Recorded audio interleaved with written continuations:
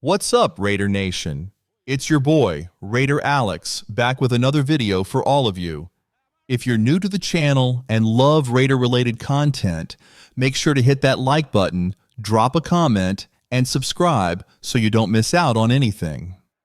Now let's dive into today's topic. The Las Vegas Raiders have finally snapped their 10-game losing streak by beating the Jacksonville Jaguars. We're now sitting at 3-12 for the season. That victory, though, has shifted us from having the number 1 overall pick in the 2025 NFL Draft to now holding the number 6 pick.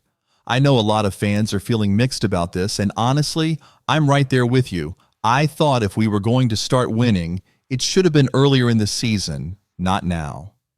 This win, in my opinion, felt a little too late, and frankly, kind of meaningless. I also want to address something I've seen in the comments. Some people have said, players don't tank. And I get it. No player goes out there to lose on purpose. I'm not asking for players to throw games. I totally respect that these guys are playing for their careers. The average NFL career lasts only about 3 years, so they're all giving it their all. I get it. If they get the chance to make a play, they're going for it.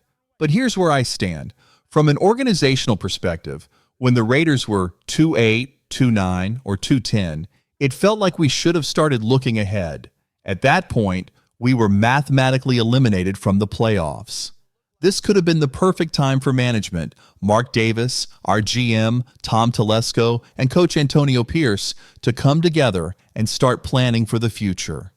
We could have used this time to evaluate younger players, set them up for experience, and focus on building a strong foundation for next season.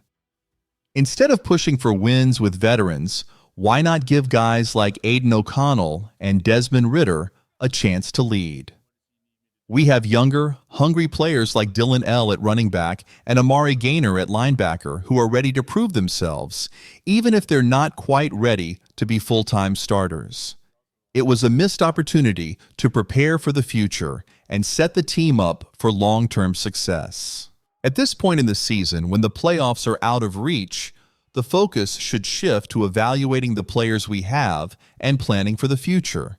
Unfortunately, I feel like that's missing right now for the Raiders.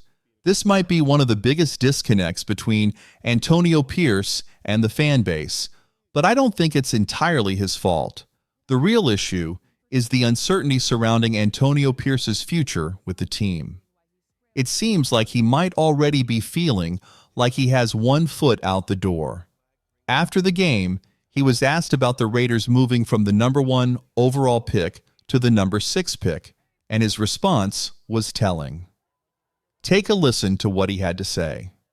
For the part of Raider Nation that is focused on the first overall draft pick, what's your response to them? To me, those comments speak volumes. It felt like Pierce said them with a hint of tension, and honestly, I wouldn't be surprised if he's aware that his time with the Raiders could be coming to an end. He's in a position where, just like the players, he has to think about his future and what's best for him. If he's unsure about coming back next season, then at that point, his focus might be more on winning games to improve his chances of staying in the league, rather than worrying about where the Raiders' draft pick lands. If Mark Davis hasn't given him reassurance about returning next season, it could explain why Pierce might be more concerned about his own future than the team's draft position. He might already be auditioning for other jobs, whether it's a head coaching position, which would be a long shot but possible, or even a return to a linebacker coach or defensive coordinator role with another team. The whole situation with Antonio Pierce has just been strange over the last few weeks. The uncertainty around his future, combined with the team's struggles, makes it feel like there's a lot more going on behind the scenes than we know. Mark Davis recently stated that he hasn't made a decision about the head coach position for next season. What caught my attention was that he also mentioned Antonio Pierce would be evaluated separately from our general manager, Tom Telesco. This makes me think that Tom Telesco is likely to remain as the general manager next season, while Antonio Pierce's future is very much up in the air. One thing that stands out about Antonio Pierce is his honesty. I think a lot of people, myself included, appreciate his bluntness in post-game interviews. He doesn't hold back, and for the most part, that's refreshing. But there are moments when I feel like he might be saying a little too much. Sometimes, it seems like it would be better if some of his comments stayed in the locker room, especially when it comes to things like the whole Davante Adams trade situation. It almost feels like he's tipping his hand, giving away more than he should. But when it comes to the draft pick situation, Antonio Pierce didn't hesitate at all. He straight up said, "Ask Tom Telesco about that," making it clear that he doesn't care about where the Raiders' pick falls. His job, he said, is to coach the team and try to win as many games as possible. Honestly, I respect his focus on his job, but personally, I think the way this season has played out just hasn't felt right. From the very beginning, it seemed like something wasn't clicking with Antonio Pierce as head coach. Maybe it's the pressure of having too many voices advising him on the coaching staff, or maybe he's on a short leash with management, I don't know. But it's just felt like the whole season has been off with him at the helm.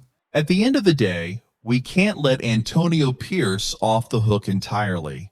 As head coach, he's the one responsible for the team's performance.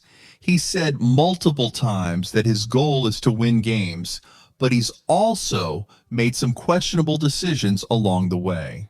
For example, he chose to start Gardner Minshew over Aiden O'Connell, which sparked a lot of debate among fans. There have also been several instances this season where he's mismanaged the clock and made poor decisions in crucial game situations. So while Pierce is not perfect, it feels like there's a bigger issue at play here. It definitely seems like there's a disconnect between Antonio Pierce, Mark Davis, and Tom Telesco. Both Pierce and Telesco seem to be fighting for their jobs, and as Mark Davis mentioned, they're both going to be evaluated separately, which is a bit odd. But if I had to make a guess, I don't think Antonio Pierce will be the head coach next season. I'd love to hear your thoughts, Raider Nation. Do you think Antonio Pierce's comments after the game reveal anything about his future with the team? Do you think he'll be back next season? Drop your opinions in the comment section below. I want to hear what you guys think. That's all for today's video. If you're new to the channel and love Raider-related content, be sure to like, comment, and subscribe. Thanks for watching, and I'll see you in the next one.